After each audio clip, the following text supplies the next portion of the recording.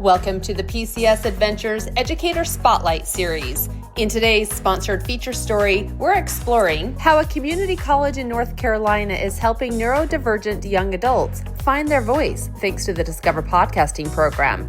We caught up with retired educator Susan Mills, who returned to the classroom through a Transitions Academy program to help students build confidence and gain essential life skills. I'm a retired public educator. I'm certified in reading K-12, and I was certified in ELA, middle grades, 5th grade up through middle grades, and I am retired. And so this opportunity opened up for me several years ago here at Craven Community College in the county that I live in, Craven County. And we have a Transitions Academy program, and this is adult basic skills, independent living, career readiness, but it is a 2-year program. It is a non-credit, but it's a 2-year program for transition students transitioning from high school into possibly a career or figuring out what they're going to do with their life. The population is high functioning, autistic young adults, and they lack social skills, communication skills. Sometimes eye contact is very difficult for them, and to have personal relationships.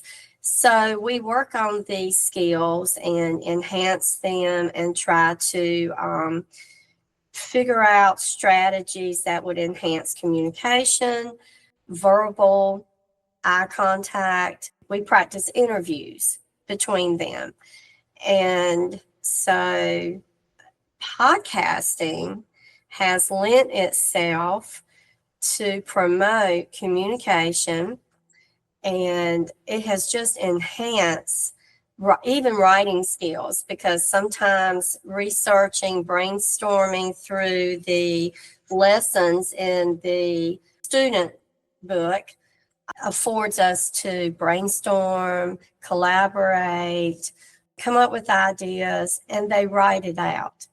And so it's not just talking, it's also writing, editing, speaking.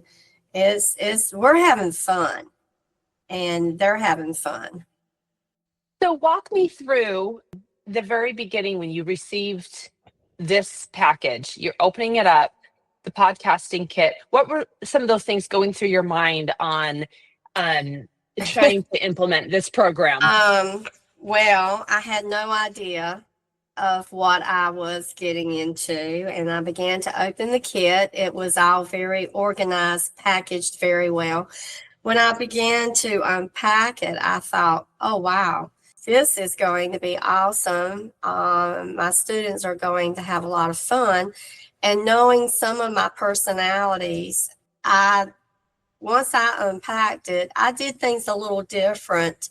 The teacher booklet encourages you to put it together yourself and practice it and play with it yourself. And I'm a little older probably than the ordinary educator, and I thought, I need some help. And I had a couple of students in my class that I felt like this was going to fall right into their interest, and so it did. And they were able to follow the directions more quickly than I could. And we, as a group, there was about 4 of us, including myself, and we put the equipment together. They just took off with it, and I had to hold them back. And so they were getting ahead of me. I had to hold them back so that I had a chance to read and to study and to kind of get a grip of what I was doing, and they were just ready to go with it. Then walk me through some of those aha moments as they're diving in and doing some of these projects. Talk to me about some of the projects that you had them do. You mentioned interviewing each other. And then on the phone yesterday, you mentioned the Iditarod project. Talk to me about some of those projects and some of the things that really spark engagement with these Okay. students. Well, early on when we first started, I had them do just interviews, introducing themselves in a group, and they were kind of passing the mic around. You have the splitter, and you can have more than two students at a time. And so we decided that that was a little uncomfortable. And with my class size, I was able to do groups of two. So we partnered up, and that worked much better. The very first project was just an interview project. They had to introduce themselves, talk about hobbies, things they liked. And so that started us off. The Iditarod project started out with they had to do research through writing. They had some graphing they had to do. They had to choose a musher, which became them. And they had to follow that musher through their daily adventures and the check-in points and the hardships and things that the mushers experienced. Once they had their written part done, they progressed to a PowerPoint slide presentation. And this is where we started running into trouble with public speaking. And I thought, oh, wait a minute, I've got the podcast.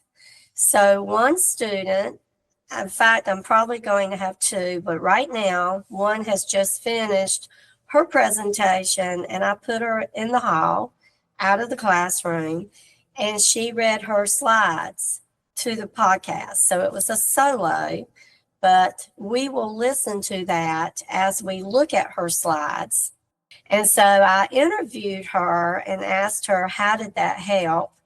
And she's very nervous. She speaks very fast and like a machine gun. She's very rapid in her speaking. And when she heard herself, this caused her to slow down. She said she practiced about 20 times, but she got it. She's a perfectionist, and she got it just like she wanted it to sound, and she feels very confident, and she feels good about it.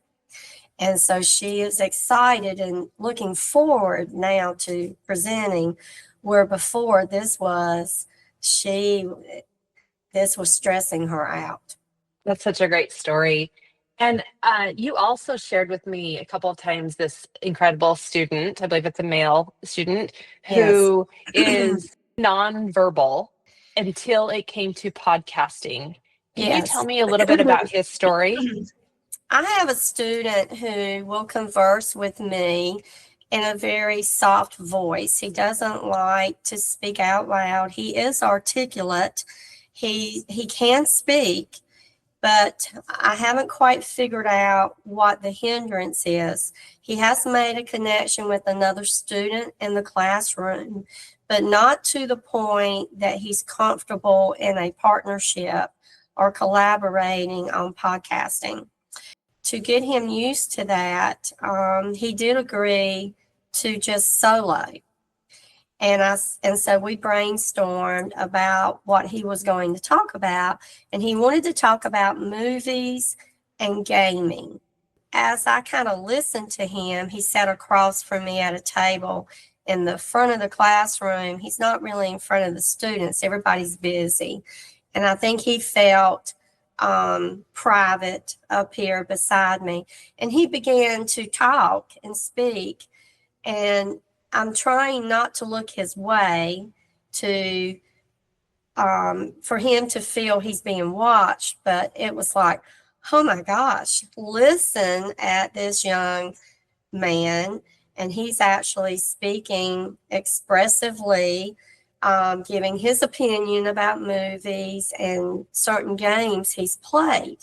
And so I'm looking forward to building on that.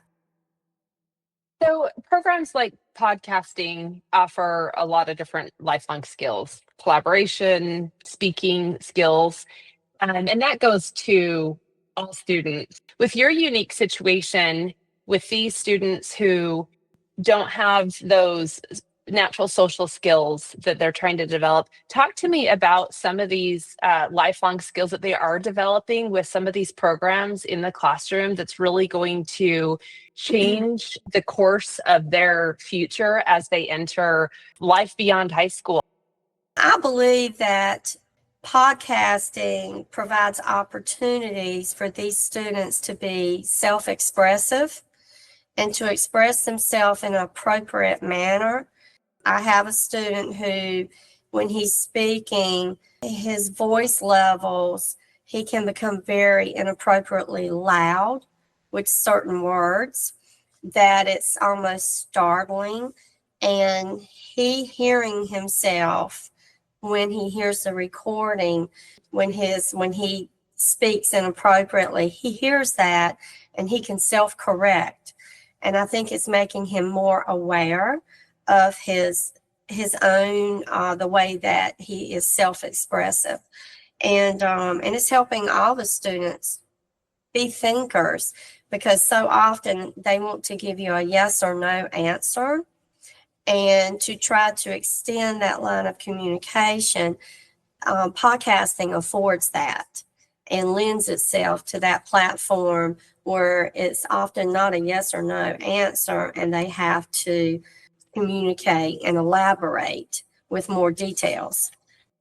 But that's certainly a way that will help them. And is there anything that you would like to say to other educators out there that might be on the fence in implementing the podcasting program or any other STEM program in general? Any tips or advice that you would give to other educators out there?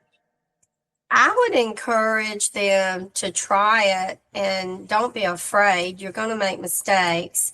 There's great support through the program that I have used that has helped me as an older educator who's not technology savvy.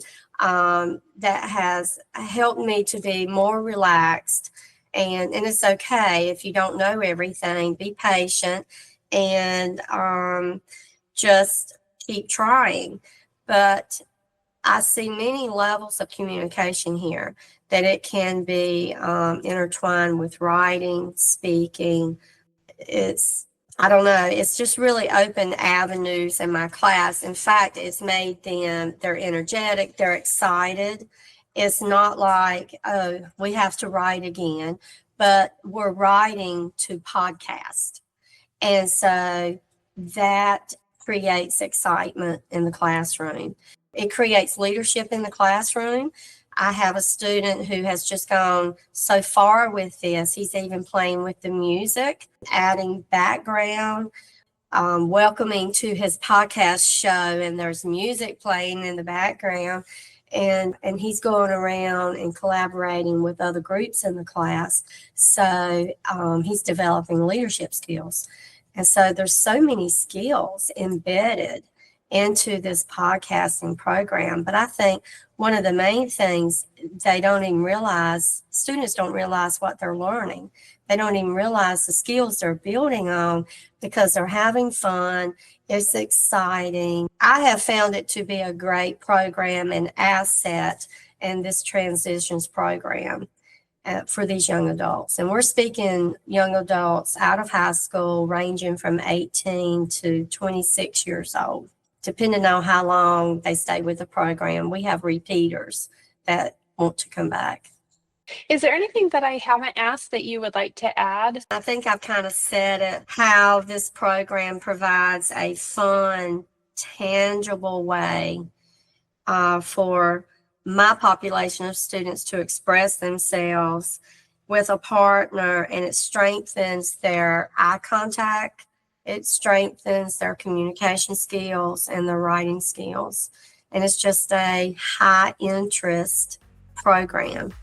A big thanks to Susan for sharing those inspiring stories within her classroom. To listen to more stories from educators like you, visit edventures.com/spotlight. That's EDVENTURES.com/spotlight.